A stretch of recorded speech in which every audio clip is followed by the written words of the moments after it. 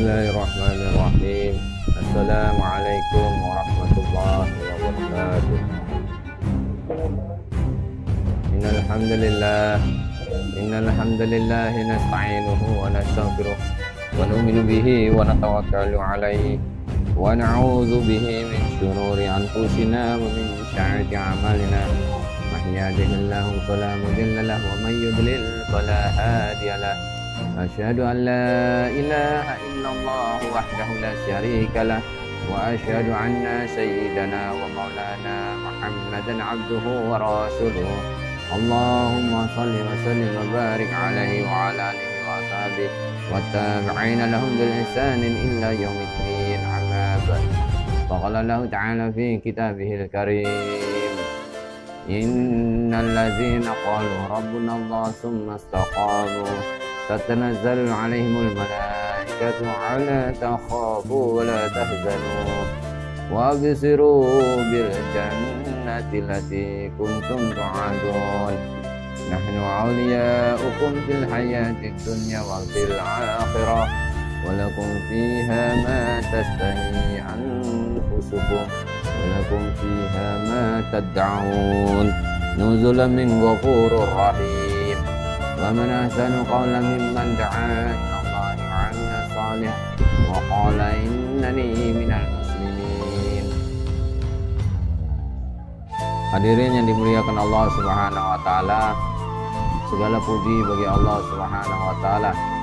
Salawat serta salam kita sampaikan kepada junjungan kita yang mulia baginda Rasulullah sallallahu alaihi wasallam, ahli keluarga beliau, para sahabat beliau, dan orang-orang yang senantiasa istiqamah mengamalkan agama beliau, menghidupkan agama beliau, dan menyebarkan agama beliau hingga yaumil akhir.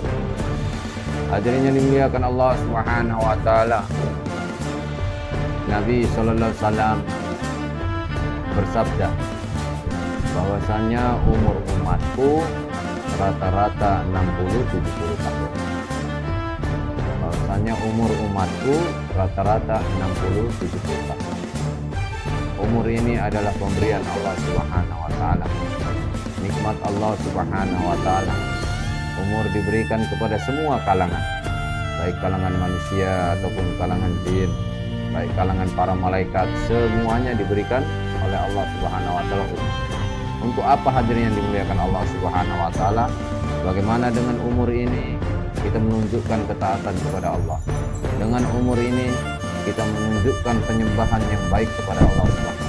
Dengan umur ini kita menjalankan perintah-perintah Allah Subhanahu wa taala dan menjauhi larangan-larangan Allah Subhanahu wa taala. Ikut petunjuk yang datang daripada Allah melalui baginda Rasulullah sallallahu alaihi wasallam. Hadirin rahmati Allah Subhanahu wa taala. Kehidupan manusia di dunia yang singkat ini, yang mana semuanya dikontrol oleh Allah, dilihat oleh Allah, didengar oleh Allah Subhanahu wa taala, diketahui oleh Allah Subhanahu wa taala.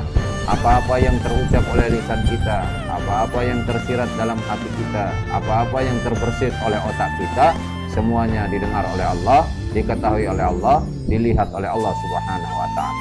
Maka hadirin rahmati Allah Subhanahu wa taala, apabila seorang manusia dia melakukan penghambaan kepada Allah, menjalankan ketaatan kepada Allah, melaksanakan perintah-perintah Allah, maka ketaatannya dilihat oleh Allah, didengar oleh Allah, disaksikan oleh Allah, diketahui oleh Allah Subhanahu wa taala. Dan apabila manusia maksiat kepada Allah Subhanahu wa taala, ingkar kepada Allah Subhanahu wa taala, durhaka kepada Allah Subhanahu wa taala, maka kemaksiatannya itu pun dilihat oleh Allah, didengar oleh Allah, disaksikan oleh Allah Subhanahu wa taala. Hadirin rahmati Allah Subhanahu wa taala, sehingga begitu banyak manusia yang lalai akan perintah-perintah Allah Subhanahu wa taala tanpa ia sadari. Umur hari berganti hari, bulan berganti bulan, tahun berganti tahun. Semakin hari umur semakin bertambah, semakin hari umur semakin bertambah, semakin hari tidaklah ia tambah muda, melainkan ia bertambah tua. Tambah tua, hari berganti hari, tambah tua lagi, bulan ganti bulan, tambah tua lagi, tahun ganti tahun, tambah tua lagi. Tahu-tahu nyawa telah ada di kerongkongan hari ini. Tahu-tahu namanya hanya tinggal cerita hari ini. Tahu-tahu dia telah kembali ke alam kuburan. Tahu-tahu jasadnya telah menyatu menjadi tanah. tahu-tahu rohnya telah berhadapan dengan Allah Subhanahu wa taala, mempertanggungjawabkan setiap detik, setiap menit perbuatan-perbuatan yang telah dia lakukan di dunia. Baik itu perkara taat ataupun perkara maksiat, semuanya dipertanggungjawabkan di hadapan Allah Subhanahu wa taala. Hadirin rahmati Allah Subhanahu wa taala, ketika dikumpulkan di padang mahsyar, tidak akan bergeser kaki seorang hamba sebelum dia ditanya 4 perkara. Masa mudamu kau gunakan untuk apa? Manakala masa muda ini kita habiskan untuk foya-foya, masa muda kita habiskan untuk lalai dari perintah Allah, masa muda kita habiskan untuk menjalankan larangan-larangan Allah, maka natijahnya kemurkaan Allah Subhanahu wa taala akan datang dalam kehidupan akhiratnya. Ada yang rahmati Allah Subhanahu wa taala. Pertanyaan yang kedua, umurmu kau gunakan untuk apa? Apabila umur kita habiskan untuk perkara-perkara dunia, perkara sawah, ladang, toko, kantor, laut, maka umur ini akan ditanya oleh Allah Subhanahu wa taala. Umur diberi untuk menunjukkan ketaatan kepada Allah. Umur diberi untuk menunjukkan penyembahan yang terbaik kepada Allah. Umur diberi untuk menjalankan perintah-perintah Allah, menjauhi larangan-larangan Allah Subhanahu wa taala. Bukan umur itu diberi, tetapi untuk sibuk di kebun, sibuk di sawah, sibuk di ladang. Habis waktunya untuk perkara-perkara dunia, lalai untuk beribadah kepada Allah Subhanahu wa taala. Maka umur ini hadirin mulia akan menjadi mudarat bagi kita. Setelah diberikan nikmat umur, ternyata umur tidak diamalkan sesuai dengan perintah Allah, maka umur ini akan jadi bumerang untuk kita, akan menjadi ketakutan tersendiri di alam mahsyar. Pertanyaan ketiga hadirin mulia, ilmumu kau amalkan atau tidak? Apabila kita punya pengetahuan, punya ilmu, apalagi ilmu agama, ilmu sholat, ilmu zikir, kita tahu ilmu sholat, tahu waktu-waktu sholat, tahu bagaimana cara melaksanakan sholat, tahu bacaan-bacaan sholat, tetapi kok tidak dilaksanakan, maka ilmu ini akan ditanya oleh Allah Subhanahu wa taala. Ilmu sholat, ilmu zikir, tahu zikir pagi dan petang, tahu zikir qalbi, tahu zikir jahar, tetapi kok tidak diamalkan.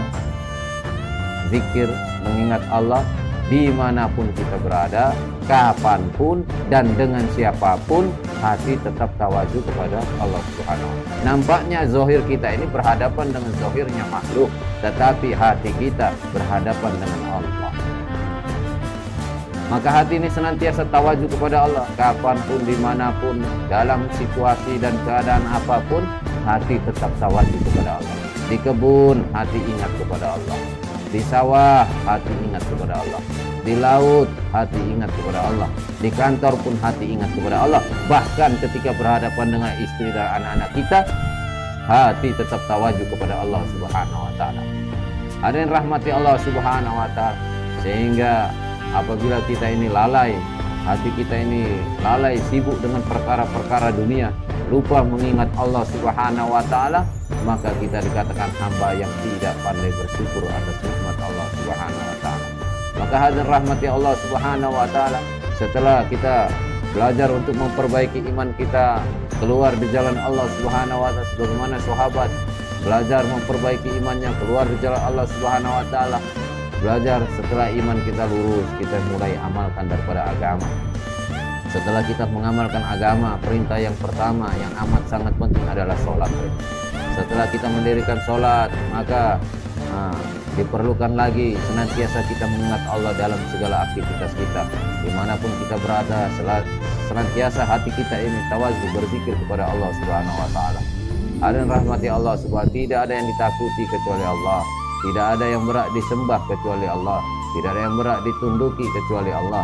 Tidak ada yang berhak diharap-harap pertolongannya kecuali Allah. Tidak ada yang berhak dipuji kecuali Allah. Tidak ada yang berhak ditinggikan kecuali Allah. Tidak ada yang berhak diagung-agungkan kecuali Allah Subhanahu wa taala. Allahus Somad, Allah tempat bergantung seluruh hajatnya makhluk. Hadirin rahmati Allah Subhanahu wa taala. Sehingga apabila seseorang ini telah iman kepada Allah, lalu ia mengamalkan daripada agama Allah, kemudian dimanapun ia senantiasa ingat kepada Allah, maka Allah Subhanahu wa taala akan berjanji kepada seorang hamba, wa may yattaqillaha yaj'al lahu makhrajan wa yarzuqhu min haitsu la yahtasib. Apabila benar-benar takwamu kepada Allah, apabila seorang manusia ini benar-benar takwanya kepada Allah, maka Allah datangkan pertolongan, Allah datangkan jalan keluar dari setiap persoalan hidupnya. Setiap masalah hidupnya akan diberikan jalan keluar oleh Allah Subhanahu wa taala. Dan Allah Subhanahu wa taala akan datangkan rizki dari arah yang tidak disangka-sangka. Dan Allah Subhanahu wa taala akan perbaiki daripada ekonominya, akan diperbaiki daripada ahli keluarganya, iman amal daripada ahli keluarganya, akan diperbaiki ekonominya, akan diperbaiki daripada hubungan sosialnya, akan diperbaiki akhlak, ibadah, muamalah, muasyarah. Sebagaimana Allah Subhanahu wa taala memperbaiki akhlak, ibadah, muamalah, muasyarah para sahabat radhiyallahu anhum. Hadirin rahmati Allah Subhanahu wa taala, maka senantiasa kita ikram saudara-saudara kita. Kita belajar memuliakan daripada ulama, menghormati daripada yang tua, menghargai yang sebaya, dan menyayangi yang lebih muda. Senantiasa kita gunakan dua mata ini, mata kanan untuk melihat kebaikan-kebaikan daripada saudara kita, walaupun 999 keburukan ada pada dirinya. Mata kiri kita melihat keburukan-keburukan daripada diri kita. Mata kanan melihat kebaikan saudara kita, walaupun satu saja kebaikannya, walaupun 999 keburukan ada pada dirinya, kita lihat satu kebaikannya. Apa itu hadirin yang mulia? Ada kalimat yang mulia, la ilaha illallah Muhammad Rasulullah. Mata kiri kita gunakan untuk melihat kekurangan-kekurangan, keburukan-keburukan pada diri kita hadirin. Jangan sampai terbalik hadirin. Jangan sampai mata kita ini, Masya Allah, digunakan untuk melihat keburukan-keburukan saudara kita dan digunakan untuk melihat kebaikan-kebaikan diri kita. Ini terbalik hadirin ya. Hadirin rahmati Allah Subhanahu, senantiasa kita ikram saudara-saudara kita hadirin ya. Manakala kita kuat, maka kita bantu yang lemah. Manakala kita lemah, maka kita akan dukung daripada yang kuat. Hadirin rahmati Allah Subhanahu wa taala, maka kita ajak orang lain hadirin ya. Hari ini kita bisa sholat, bisa zikir, maka bagaimana sholat dan zikir ini keberkahannya pun mengalir kepada saudara-saudara kita. Maka kita ajak daripada saudara kita, terlebih istri dan anak-anak kita hadirin untuk taat kepada Allah Subhanahu. Ajak tetangga-tetangga kita untuk taat kepada Allah Subhanahu wa taala. Ajak daripada semua manusia ini untuk mengenal Allah, mengenal keagungan Allah, mengenal kehebatan Allah, mengenal ketinggian Allah Subhanahu wa taala. Maka hadirin rahmati Allah Subhanahu wa taala, senantiasa hati ini hadirin ya, tawajuh, takut, tunduk hanya kepada Allah Subhanahu wa taala. Dan untuk memperbaiki iman, amal, memperbaiki daripada akhlak ibadah, muamalah, muasyarah kita, memperbaiki daripada kepahaman agama kita, memperbaiki daripada akhlak ibadah, muamalah, muasyarah kita, memperbaiki daripada hati kita, bagaimana hati kita ditambah dekat kepada Allah, tambah tawajuh kepada Allah. Tidak ada jalan lain, tidak ada cara lain kecuali cara yang telah ditunjukkan oleh Rasulullah SAW, mendidik daripada para sahabat radhiyallahu anhu, yaitu dengan dakwah hadirin. Dakwah ini hadirin ya, dakwah ini perkara besar, dakwah ini perkara tinggi, perkara mulia. Dakwah ini tidak diberikan kepada sembarang orang kecuali dia seorang nabi dan rasul. Apabila dia seorang nabi dan rasul, baru dia dapat dianugerahkan dakwah hadirin. Dilantik dulu seseorang ini menjadi nabi, dilantik dulu seseorang menjadi rasul, baru diberikan tanggung jawab untuk mendakwahkan daripada kalimat la ilaha illallah. Kalau bukan nabi, kalau bukan rasul, maka dia tidak punya tanggung jawab untuk mendakwahkan kalimat la ilaha illallah. Maka dilantik dulu nabi, dilantik dulu rasul. Tetapi hari ini kita umat baginda Rasulullah SAW, bukan nabi, bukan rasul, bukan keturunan nabi, bukan pula keturunan rasul, tetapi Allah Subhanahu berikan kita dakwah, dakwah yang mana kerja dakwah pernah diberikan kepada para nabi dan para rasul. Ada rahmati Allah Subhanahu wa taala, tanda sayangnya Allah Subhanahu kepada seorang hamba, maka dengan pandangan kasih sayang yang pertama, maka seorang hamba itu akan dimudahkan untuk mendirikan sholat. Tetapi apabila Allah sudah pandang kasih sayang dua kali kepada seorang hamba, maka hamba tersebut tidak hanya ibadah kepada Allah, tetapi hamba tersebut dipilih oleh Allah untuk menjalankan dakwah. Inilah tanda kasih sayang Allah Subhanahu. Tetapi apabila Allah Subhanahu wa taala murka, benci terhadap seorang hamba, maka Allah Subhanahu akan tambah lagi hartanya, akan ditambah lagi pangkatnya, akan ditinggikan lagi jabatannya ketika hidup di dunia, sehingga dia tambah jauh, tambah lalai kepada Allah Subhanahu wa taala. Tetapi manakala Allah Subhanahu sayang kepada seorang hamba, maka Allah Subhanahu akan mudahkan dia untuk ibadah. Apabila dengan pandangan kasih sayang yang kedua kali, Allah Subhanahu pandang sayang dua kali kepada seorang hamba, Allah pilih dia dalam dakwah. Ada yang rahmati Allah Subhanahu, Allah pilih seseorang dalam dakwah ini bukan karena kepintarannya, bukan karena kehebatannya, bukan karena kesaktiannya. Allah pilih seorang manusia untuk menjadi dai ini hari mulia karena punya pikir dan kerisauan terhadap umat, punya pikir dan kerisauan akan dirinya, istri, anak-anaknya dan umat seluruh alam. Baru Allah pilih dia menjadi dai-dainya Allah Subhanahu wa taala. Manakala ada seorang manusia yang hanya pikir dirinya sendiri, pikir perutnya sendiri, pikir keluarganya sendiri, pikir daripada zahirnya, materinya, pangkatnya, jabatannya, maka orang seperti ini tidak pantas hadirin mulia untuk dipilih menjadi dai-dainya Allah Subhanahu wa taala. Hadirin rahmati Allah Subhanahu wa taala, para sahabat radhiyallahu anhum terpilih menjadi dai-dainya Allah Subhanahu wa taala bukan karena mereka punya kekuasaan, bukan karena mereka punya pangkat, bukan karena mereka punya harta, bukan karena mereka punya kesaktian, tetapi para sahabat radhiyallahu anhum dipilih oleh Allah Subhanahu wa taala karena sifat sami'na wa ata'nanya kepada baginda Rasulullah sallallahu alaihi wasallam, sifat taatnya kepada baginda Rasulullah sallallahu alaihi wasallam, sehingga membuat mereka ini terpilih menjadi dai-dai awal, dai-dai pemula mendampingi baginda Rasulullah SAW mendakwakan agama ke seluruh alam.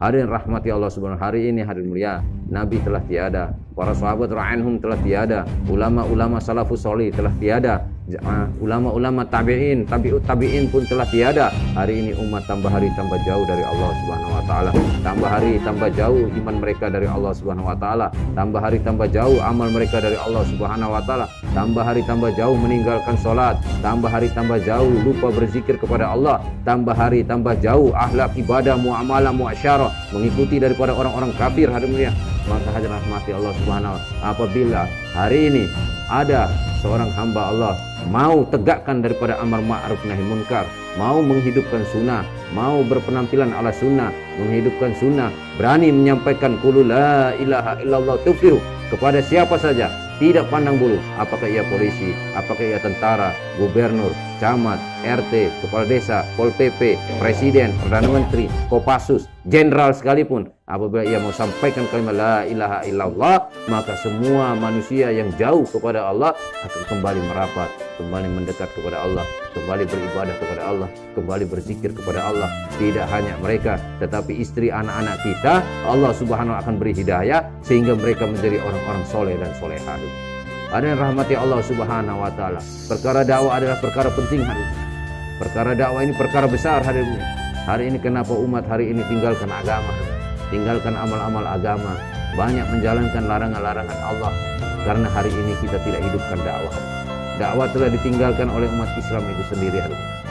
Seorang suami tidak mau berdakwah kepada istrinya, istri tidak mau berdakwah kepada suaminya, suami istri tidak mau dakwah kepada anak-anaknya, mertua tidak mau dakwah kepada anak mantunya, anak mantu tidak mau dakwah kepada mertuanya, sehingga agama hari ini hadirin mulia, bahkan kita sendiri yang sudah tua pun kita tidak tahu baca Quran, kita tidak tahu nama-nama sahabat, kita tidak tahu nama-nama sahabiah, orang-orang yang telah sukses dunia dan akhirat mendapatkan gelar radhiyallahu anhu, radhiyallahu anhu.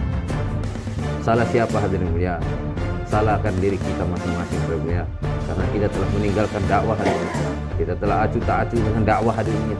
Ketika datang tawaran agama, ajakan agama untuk keluar berombong-rombongan dakwahkan agama 3 hari tiap bulan, 40 hari tiap tahun, minimal seumur hidup kita 4 bulan, kita sibuk dengan kebun kita, sibuk dengan sawah kita, sibuk dengan keduniaan kita, sibuk dengan toko kita, kantor kita, ladang kita, harta benda kita, sibuk dengan keluarga kita. Maka hari rahmati Allah Subhanahu wa taala, hari ini hadirin mulia, walaupun kita ini doa menangis sampai air mata ini kering, habis berganti dengan air mata darah habis berganti dengan air mata nanah, maka Allah tidak kabulkan doa kita hadirin. Kenapa? Karena kita tinggalkan dakwah. Ya ayyuhalladzina amanu in tansurullaha yansurkum wa yutsabbit aqdamakum. Wahai orang-orang beriman, jika kamu tolong agama Allah, maka Allah Ta'ala akan tolong kamu. Allah Ta'ala akan kuatkan kedudukanmu di hadapan musuh-musuhmu. Kuntum khaira ummatin ukhrijat linnas ta'muruna bil ma'ruf wa tanhauna 'anil munkar wa tu'minuna billah. Katakanlah sungguh kalian adalah umat yang terbaik, kata Allah. diadakan, diciptakan, dilahirkan untuk jumpa manusia, mengajak kepada kebaikan dan mencegah dari kemungkaran, dan beriman kepada Allah Subhanahu wa taala. Hadirin rahmati Allah Subhanahu wa taala. Allah Subhanahu wa taala telah vonis kita sebagai umat yang terbaik karena kita mengemban daripada tanggung jawab dakwah hadis. Maka hari ini hari mulia, kerusakan umat tidak akan diutus lagi nabi, kerusakan umat tidak akan diutus lagi sahabat, tetapi setiap diri-diri kita yang pernah mengucapkan kalimat tauhid, kalimat thayyibah, la ilaha illallah Muhammadur Rasulullah, maka wajib fardu ain untuk mendakwahkan agama ke seluruh alam. Wajib mengorbankan dirinya, mengorbankan hartanya, mengorbankan istri dan anak-anaknya untuk dakwahkan agama ke seluruh alam. Hadirin rahmati Allah Subhanahu wa taala. Dakwah ini hadirin mulia, Nabi SAW sendiri buat dakwah untuk memperbaiki sahabat. Dari pintu ke pintu, gang ke gang, lorong ke lorong, desa ke desa, country in the country, dari negara ke negara, sampaikan daripada kalimat la ilaha illallah Muhammadur Rasulullah. Baru hari ini kita ini menikmati daripada indahnya iman dan Islam, menikmati daripada enaknya kita ibadah solat, enaknya daripada ibadah puasa, enaknya daripada berzikir kepada Allah, enaknya daripada khatam Al-Quran, enaknya daripada kita ini sujud kepada Allah di tengah malam. Ini semua asbab daripada pengorbanan baginda Rasulullah SAW dan para sahabat radhiyallahu anhu. Asbab mereka hadirin mulia, hadirin rahmati Allah subhanahu. Allah pilih usaha dakwah ini bukan karena kita ini sempurna jasadnya, tidak hadirin mulia. Ada orang pincang dipilih dalam dakwah hadirin mulia. Ada orang buta dipilih dalam dakwah hadirin mulia. Bukan karena kita ini S1, S2 ataupun S-teler hadirin mulia. Tidak ada S-nya juga, tidak ada telernya. Bahkan yang dipilih orang-orang teler hadirin mulia. S-nya tidak ada, hanya ada telernya saja. Dipilih juga dalam dakwah hadirin mulia. Hadirin rahmati Allah subhanahu. Maka ini perlu kita syukuri hadirin mulia. S1, S2, S3 yang pintar-pintar. Bahkan sampai S-teler, S-nya tidak dipakai sama Allah, tetapi yang dipakai telernya hadirin mulia. Berapa banyak orang yang teler di pinggir jalan Allah pilih jadi dai-dainya Allah Subhanahu wa taala. Dakwahkan sampai ke India, Pakistan, Bangladesh, dakwah sampai ke Uzbekistan, Turki, Eropa, dakwah ke seluruh alam hadirin. Maka hadirin rahmati Allah Subhanahu wa taala, ketika seorang hamba ini punya niat untuk memperbaiki dirinya, lalu dengan usaha sedikit, mujahadah sedikit untuk mau menggerakkan kakinya bergerak ke arah kebaikan, baru Allah Subhanahu wa taala pilih dia menjadi seorang dai. Hadirin rahmati Allah Subhanahu dalam satu kitab diceritakan ada seseorang telah membunuh 99 orang.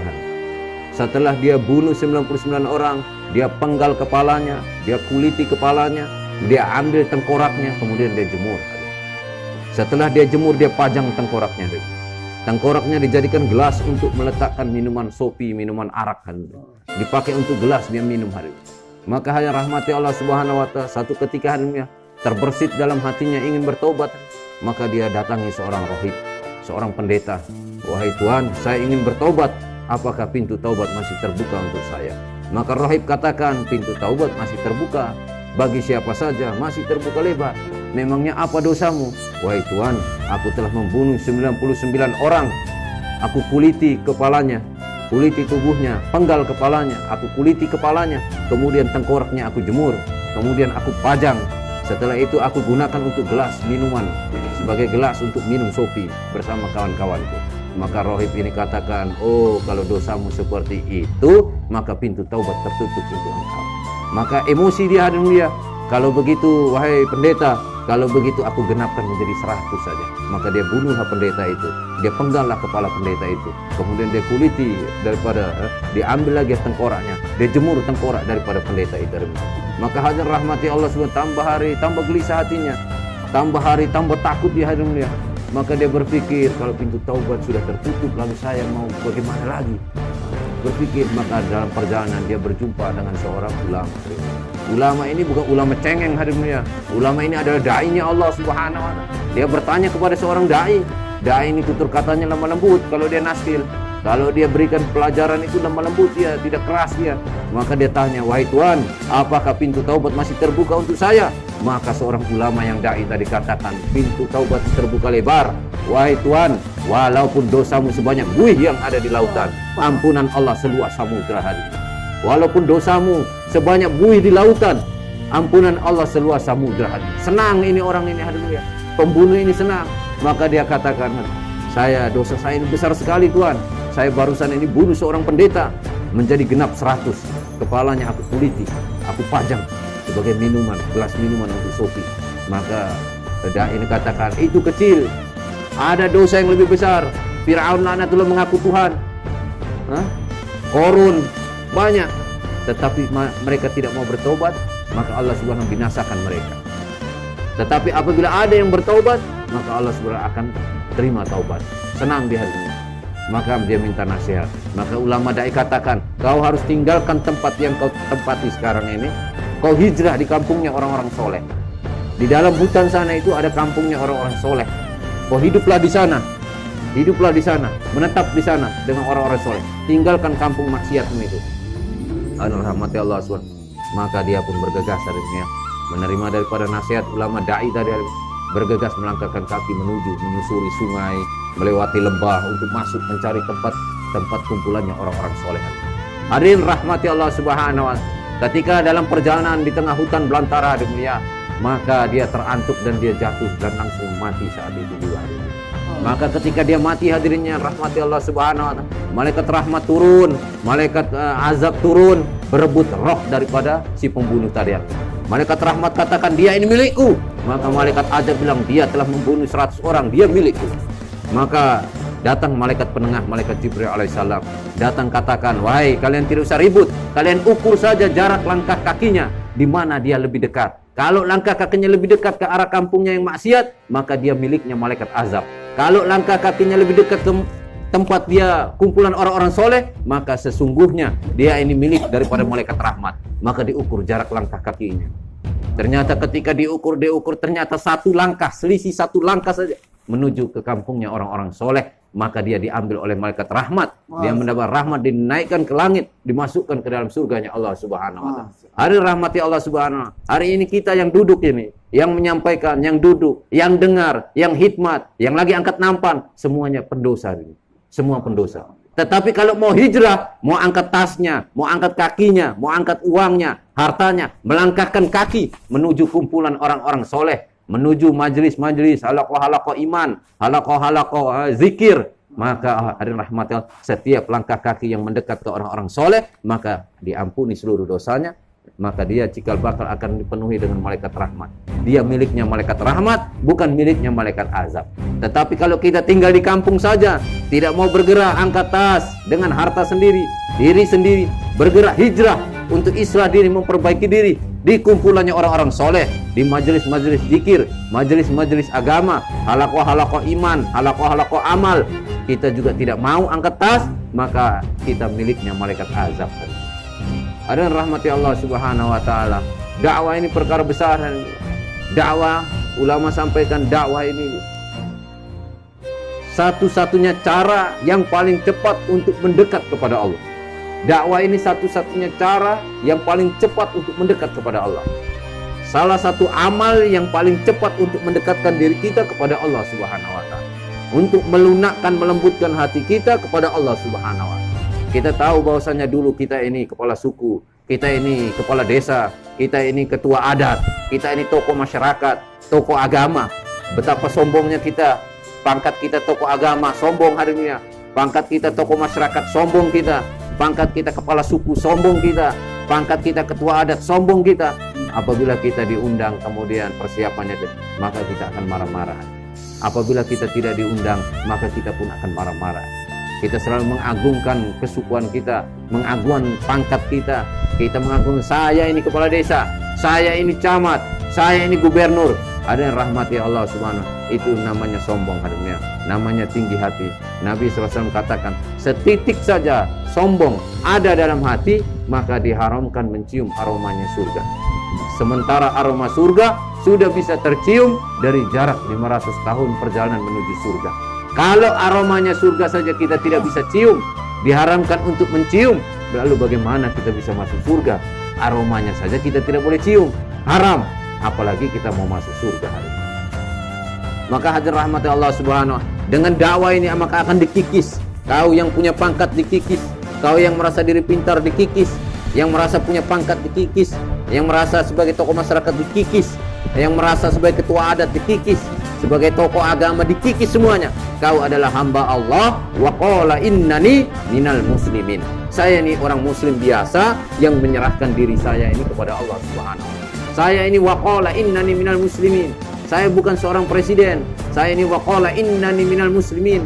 Saya bukan seorang camat, seorang gubernur, seorang kepala desa. Saya ini wa qala innani minal muslimin.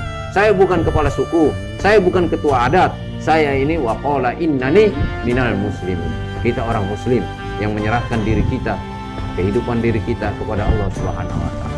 Mencari tempat bergantung kita kepada Allah Subhanahu wa taala. Allahu Samad, Allah tempat bergantung seluruh hajat manusia. Maka hadir rahmat Allah Subhanahu wa taala, kita belajar islah diri hari ini. Mudah-mudahan islah diri kita ini diterima oleh Allah Subhanahu wa taala dan bisa menjadi asbab untuk istri anak-anak kita, keturunan-keturunan kita, cucu-cucu kita, anak mantu kita, tetangga kita, umat di kampung yang kita tinggalkan, umat yang di kampung yang kita datangi, umat di kampung yang kita lewati jalan-jalannya, semuanya mendapatkan hidayah Allah Subhanahu wa taala. Asbab pengorbanan kita, pengorbanan istri anak kita, Allah Subhanahu turunkan hidayah bercurah-curahan. Apabila Allah Subhanahu wa taala memandang yang gerak mungkin di perumahan ini ternyata tidak ada taskilan, tidak ada, tetapi yakini hadir mulia janji daripada para ulama, setiap yang bergerak dakwah pasti akan menghasilkan.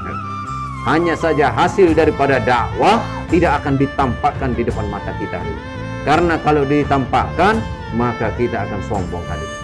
Maka apabila kita bergerak jauhlah, bergerak dakwah di kampung perumahan ini tidak ada taskilan, di kampung Kolipadan tidak ada taskilan, tetapi ketika kita bergerak jauhlah di kampung Kolipadan, maka Allah turunkan hidayah di Cina, Allah turunkan hidayah di Thailand, Allah turunkan hidayah di Amerika.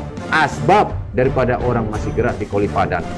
Teman-teman yang bergerak di Kalimantan, maka Allah turunkan hidayah di Eropa, Allah turunkan hidayah di Amerika, Allah turunkan hidayah di Chelsea, di negara-negara mana. Asbab orang bergerak, Allah turunkan hidayah. Sehingga tidak boleh berhenti dakwah. Dakwah ini tidak boleh berhenti pergerakannya. Dia harus bergerak terus, bergerak terus, bergerak terus. Sehingga seperti air hadirin mulia. Kalau air ini berhenti, kapan dia berhenti? Maka manusia langsung mengalami kesusahan. Tetapi kalau air ini mengalir terus, maka manusia akan mendapatkan manfaat dari mengalirnya air hadirin. Maka hadirin rahmati Allah Subhanahu wa taala, gerak dakwah terus hadirin mulia. Gerak dakwah terus. Seluruh dunia bergerak dakwah, tidak boleh berhenti. Kapan berhenti dakwah, maka umat akan murtad dari agama Allah Subhanahu wa taala. Kapan berhenti dakwah, maka anak-anak kita akan jauh daripada amal-amal agama. Maka rahmati Allah Subhanahu wa taala, kita niatkan usaha dakwah ini niat yang tinggi. Tidak boleh niat yang remeh-remeh, yang ecer-ecer, yang kecil-kecilan. Niat tinggi. Saya ini dai-nya Allah untuk seluruh alam. Bukan hanya untuk Kedang saja, bukan hanya untuk Lembata saja, atau untuk Alor saja. Tetapi saya ini dai untuk seluruh alam. Maka kita niat hari mulia, pulang dari sini kita niat urus paspor kita, urus paspor 300.000 hari mulia. Apa gunanya uang 300.000 hari mulia? 300.000 kita masuk di mall hari mulia, tidak laku hari mulia 300.000. 300.000 hanya beli celana dalam dengan baju kutang saja hari mulia. Itu kalau masuk mall hari mulia. Masuk mall Matahari, ternyata 300.000 hanya bisa beli kutang dengan celana dalam saja. Tetapi kalau 300.000 daftar paspor, maka nama kita telah tercatat, dikaplingkan sebuah tanah di dalam surga hari ini, dengan 300.000 hari. Tetapi kalau 300.000 untuk dunia, ternyata masuk mall hanya dapat celana dalam dengan kutang saja hari ini. Maka hadir rahmati Allah, dai harus cerdas hari ini. Hartanya diperuntukkan pengeluarannya untuk agamanya Allah Subhanahu. Harta datang daripada Allah, harta titipan Allah Subhanahu wa taala. Maka harta ini kita gunakan pemanfaatannya untuk mendekatkan diri kita kepada Allah Subhanahu wa taala. Keluarkan harta untuk mendekatkan diri kepada Allah Subhanahu. Jangan keluarkan harta untuk perkara-perkara dunia, hadirin. Perkara-perkara yang akan mendatangkan penyesalan ketika kita dikubur hadirin. Hari rahmat Allah, kita punya tanah hadirin ya. Tanah yang luas, maka bangunkan di atas tanah itu. Selama saya dititipi oleh Allah tanah, maka tanah ini saya akan gunakan untuk mendekat kepada Allah. Tanah ini saya akan gunakan untuk bekal saya di akhirat. Karena tanah akan saya tinggalkan dan saya akan menghadap kepada Allah. Maka bagaimana tanah ini bisa memberi manfaat saya ketika di kuburan? Maka dibangunkan masjid, dibangunkan TPQ, dibangunkan tempat-tempat untuk umat Islam beribadah hadirin mulia. Hadir rahmati Allah, jangan kita merasa bahwa tanah ini milik kita. Tanah ini adalah titipan Allah. Bersikaplah pintar seperti tukang parkir hari mulia. Tukang parkir tidak merasa dia memiliki, dia merasa dititipi. Sehingga ketika mobil-mobil diambil oleh pemiliknya, dia tidak sedih. Dia tidak rasa susah karena dia merasa cuma dititipi. Begitu juga dengan kita hari mulia. Kita ini dititipi oleh Allah tanah. Bagaimana dengan tanah kita tambah dekat kepada Allah Subhanahu. Kita dititipi oleh Allah harta. Bagaimana dengan harta kita tambah dekat dengan Allah Subhanahu. Dengan harta kita hari mulia, kita gunakan untuk keluar di jalan Allah Subhanahu wa taala. Kita berikan kepada saudara-saudara kita yang ingin keluar memperbaiki dirinya. Kita berikan kepada anak cucu kita, anak mantu kita. Kalau kau mau keluar di jalan Allah, saya akan berikan biaya untuk kau. Kau jual kau punya motor, jual barang yang paling kau cintai, kau tukar untuk dapatkan Allah Subhanahu wa taala. Maka saya yang akan beli. Sehingga dia keluar dengan hartanya hari ini. Kalau hari ini kita keluarkan anak kita, tetangga kita, keluar 40 hari 4 bulan kita biayai, maka dia tidak akan dapat hidayah. Kenapa? Hanya dirinya saja yang keluar, tapi hartanya tidak. Tetapi kalau kita mau dengan harta kita digunakan untuk keluar di jalan Allah, bukan hanya diri kita, tetapi harta ini mau dikeluarkan di jalan Allah untuk saudara-saudara kita, maka taskil dia. Kamu keluar 4 bulan, sungguh-sungguh. Dia katakan sungguh-sungguh. Kalau begitu barang dalam rumah itu jual, saya yang beli. Itu baru betul hari ini. Saya tidak punya apa-apa, saya cuma punya sepeda. Berapa sepeda? 40 hari berapa? 800.000. Saya beli kopi sepeda puruk itu 800.000. Pakai keluar jalan. Tukarkan sepeda purukmu itu untuk dapatkan Allah yang maha indah. Dapatkan Allah yang maha indah. Jual perkara dunia. Kalau sepeda puruk, ban juga depan sudah kempes, belakang juga sudah bocor, masih dijaga. Jual, lelang. Lewat tukang besi. 30.000, 30.000. Sepeda lepas dari tangan kita. Yang ban depan kempes, ban belakang bocor, dapat 30.000, pakai keluar 3 hari. Dapatkan indahnya Allah. Kita tidak Bapak, sepeda sudah kempes habis depan belakang juga gantung. Sampai jadi sarang laba-laba. Inilah manusia-manusia pintar di akhir zaman. Dia takut kehilangan hartanya, tidak mau ditukar dengan Allah Subhanahu wa taala. Ada rahmati Allah Subhanahu wa taala. Ajak istri kita piknik hari mulia. Wahai istriku, bagaimana kalau kita piknik? Piknik kemana ayah? Kita piknik ke Kalimantan. Berapa hari ayah? 15 hari. Tetapi harus masturah, cadar. Kita berjamaah, piknik. Maka istri akan senang. Wahai istriku, kau diciptakan oleh Allah untuk mendampingi aku dalam dakwah. Bukan mendampingi aku di kasur, di sumur, di dapur. Itu bukan pekerjaanmu. Kau itu ratunya bidadari. Itu hanya sampingan saja, kerja-kerja sampingan. Tetapi kerja utama kau adalah partnerku, wakilku untuk mendampingi aku dakwah ke seberang. Begitu hadirin mulia. Jangan kita kembali kita sampaikan, wahai istriku, mana makanannya? Bawa datang. Kerja apa saja, bawa datang makanan juga lambat sekali.